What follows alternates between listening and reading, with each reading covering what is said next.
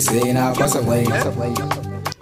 Shahararren mawaƙin siyasar nan Dauda Adamu Abdullahi kahutu Rarara ya baiwa shahararren ɗan wasan Hausan nan Tijjani Asase wanda aka fi sani da Sangami kyautar sabuwar mota.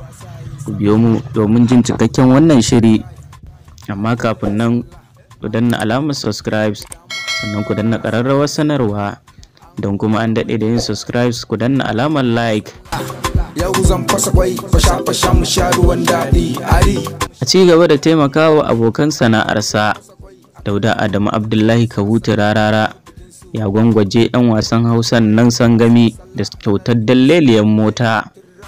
Kuma mawaƙin ya ƙara da cewa kuma mawaƙin ya taya shi murna da fatan Ubangiji Allah ya tsare masa.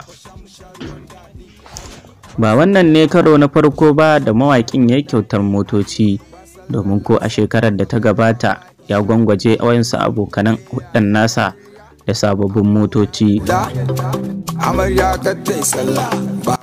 Domin kuwa ya bawa Abubakar mai shadda kyautar mota, kana ya bawa 'yar gidan Rabilu Musa Ibro kyautar mota, kana ya bawa wani mawaƙin siyasa Aminu Dumbulin shi ma kyautar motar, sannan ya gwangwaje wannan mai barkwancin nan Shagirgirbau da sabon mashin. Ƙarshen rahoton kenan, kuma mu ma anan muna addu'ar Ubangiji Allah ya ƙara arziki.